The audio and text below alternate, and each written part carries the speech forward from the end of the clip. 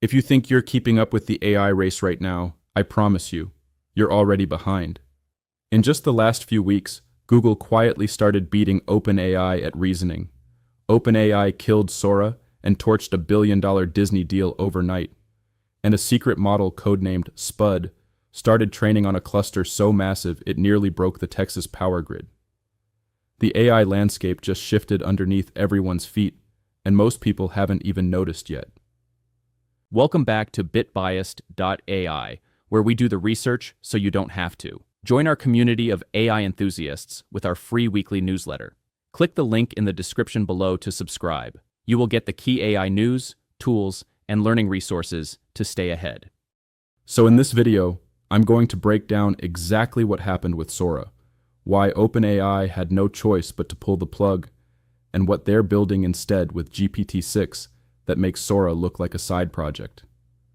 We're also going to look at why Google just quietly started winning this race, where Claude fits into all of this, and what Agentic AI actually means for people like you and me in 2026. There is a lot to unpack here, so let's get straight into it. The death of Sora, a $15 million daily disaster. Here's the thing. Most people don't realize about AI video generation. It's not like asking ChatGPT a question where the compute cost is fractions of a penny. Every single 10-second video someone generated on Sora cost OpenAI roughly $1.30 in raw GPU power and electricity. That doesn't sound like much until you realize millions of people were using this thing. OpenAI was hemorrhaging $15 million a day keeping Sora alive. Let that sink in. 15 million.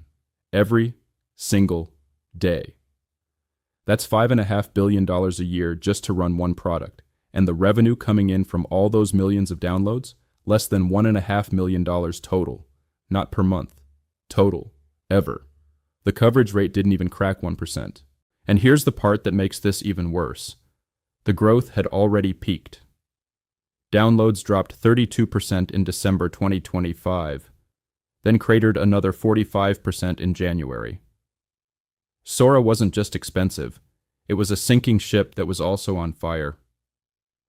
Now layer this on top of the fact that OpenAI is actively preparing for an IPO.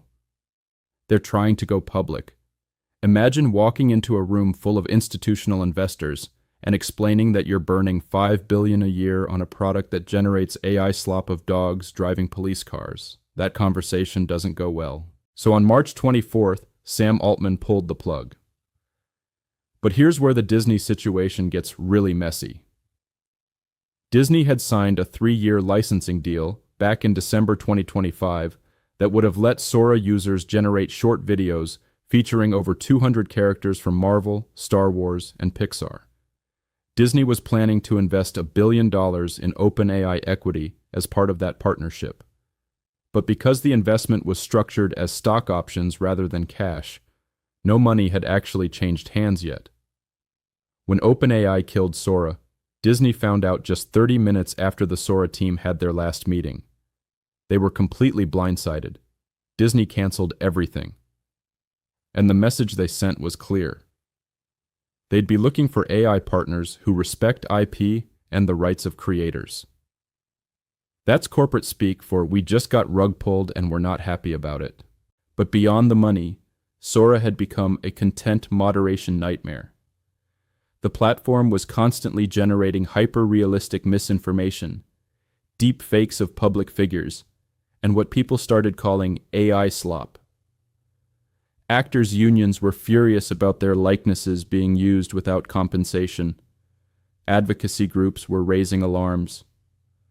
For a company about to go public, that kind of reputational baggage is poison. So Sora had to go, but the real question is, what did OpenAI redirect all that compute power toward? And that's where things get really interesting. GPT-6, Project Spud, and Level 4 Autonomy. OpenAI saved by killing Sora is now being poured into GPT-6, codenamed Project Spud. And this isn't just another ChatGPT upgrade. This is a fundamentally different kind of AI. GPT-6 is being trained at the Stargate I facility in Abilene, Texas, a joint project with Oracle that has over 5 gigawatts of data center capacity housing more than 2 million chips, including NVIDIA's latest Blackwell hardware. The scale is so massive that a single state's power grid literally cannot support it. GPT-6 is the first model being trained across a geographically distributed cluster because no single location can handle the electricity demand without risking a grid failure. Think about that for a second. They had to spread the training across multiple states because one state's entire power infrastructure wasn't enough. Now, let's talk about what makes GPT-6 actually different from everything that came before it. The first major shift is the training approach. Previous models were built primarily on pre-training. Absorb the internet, learn patterns, predict the next word. GPT-6 flips that on its head. It's built on reinforcement learning at its core. The model refines its own reasoning through something called test time compute, where it essentially thinks longer and harder about a problem before giving you an answer. It's distilling and reinforcing its own intelligence in real time. The second shift is the context window. GPT-4 back in 2023 could handle about 128,000 tokens. GPT-5 pushed that to 5 million. GPT-6 jumps to 20 million tokens. That's roughly 15,000 pages of text. You could feed it the entire legal and financial history of a Fortune 500 company in a single prompt, and it would have what developers are calling perfect recall. No chunking, no summarizing, no losing context halfway through a project. It functions like a digital library that never forgets a single page. But wait until you hear the third shift, because this is the one that changes everything. It's called native world logic. Every AI model before GPT-6 worked the same fundamental way. Predict the next most likely word based on patterns in text. They were essentially very sophisticated autocomplete engines. GPT-6 incorporates DNA from world simulation models, which means it doesn't just talk about the physical world, it understands how the physical world works. When a mechanical engineer asks GPT-6 to design a drone wing, it doesn't just reference design documents, it internally simulates airflow, stress on carbon fiber materials, and potential vibration patterns. It discards flawed designs inside its own reasoning loop before you ever see them. This is what researchers call System 2 thinking, deliberate, methodical reasoning that identifies and throws out bad ideas before they reach you. On OpenAI's internal AGI scale, this puts GPT-6 at level 4, which they call the innovator level. A level 4 agent doesn't need you hovering over it with prompts. You give it a goal, like developing a new biodegradable polymer, and it spends days autonomously searching patent databases, running molecular simulations, and refining its own hypotheses. We've moved past chatbots, past basic agents. We're now talking about AI that innovates. Darunir. The AI war. Google and Anthropic strike back. Now here's something a lot of OpenAI fans aren't going to want to hear. For the first time in this race, Google is actually leading in raw reasoning capability. Gemini 3.1 Pro dropped in February 2026, and it shattered records. On the ARC AGI2 benchmark, which specifically tests a model's ability to solve entirely new logic patterns that can't be memorized from training data, Google scored 77.1%. That more than doubled the performance of its predecessor. To put that in context, GPT-5 variants are sitting at 73.3%, and Claude 4.6 Opus is at 68.8%. On the single most important test of genuine reasoning ability, Google is on top. And it's not just benchmarks. Google has something neither OpenAI nor Anthropic can match: distribution. Gemini is baked into Gmail, Google Docs, Android, and the entire Google Workspace. It's native multimodal, meaning it can process up to an hour of video or 8.5 hours of audio in a single prompt. For researchers, Gemini's ability to crawl the web and synthesize dozens of sources into a structured report with grounded citations has made it the go-to tool for deep research. Oh, and the pricing. Gemini 3.1 Pro charges $2 per million input tokens. Claude Opus 4.6 charges $15. That's not a small difference. It's a 7.5 times difference. But don't count Anthropic out. Claude 4.6 is still the gold standard for two things that matter enormously: natural writing quality and developer tooling. Claude produces the most human-like prose with significantly fewer hallucinations than ChatGPT. And in the developer community, Claude dominates. It powers the most popular AI coding editors like Cursor and Windsurf, and it demonstrated the ability to handle 30-hour autonomous coding sessions on large codebases with over 11,000 lines of code. Anthropic has also introduced something called adaptive thinking, where the model selectively applies extended reasoning chains only when the task actually warrants it. This makes it more cost-efficient than competitors who burn reasoning tokens on every single query regardless of complexity. And then there are the wildcards. Grok 4 from xAI leads in real-time information retrieval thanks to its integration with live X data, making it the primary tool for tracking breaking news and trending conversations. And Kimi K2, a 1 trillion parameter model from Moonshot AI, just emerged as the best web research agent available, outperforming GPT-5 on the BrowseComp benchmark with a score of 60.2% versus 54.9%. The takeaway here is that we're no longer living in a world where one company owns the AI crown. Every major player has carved out a domain where they're the clear winner. The question for you isn't which AI is best. It's which AI is best for what I specifically need to do. Agentic AI, the end of prompting. Here's the biggest shift that most people still haven't wrapped their heads around. In 2026, we don't prompt AI anymore.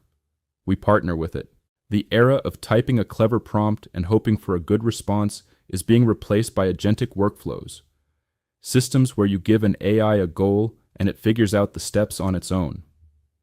In software engineering right now, teams are running multi-agent squads. You have a planner agent that interprets requirements and breaks them into tasks, a coding agent that writes and implements the actual code, and a reviewer agent that checks everything against quality and compliance standards. These agents communicate with each other, debug their own code, generate their own tests, and only come to you when they need permission to ship.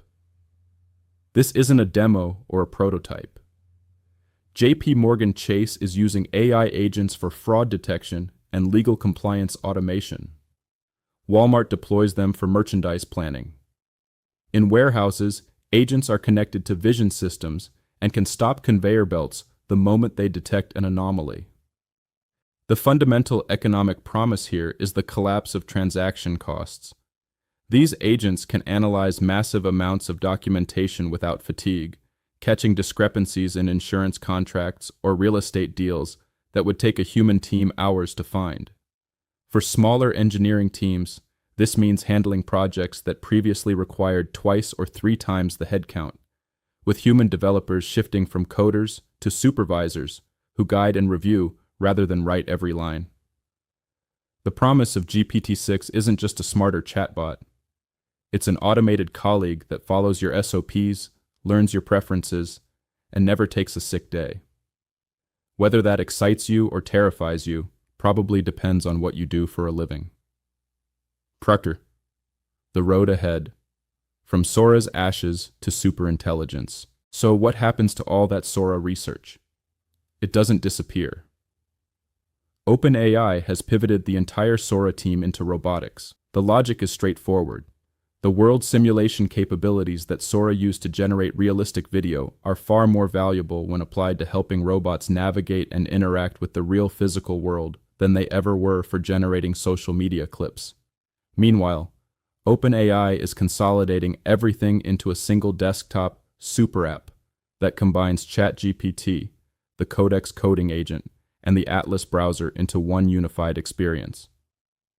Codex alone has already grown to over 2 million weekly active users, 4 times what it was in early 2025.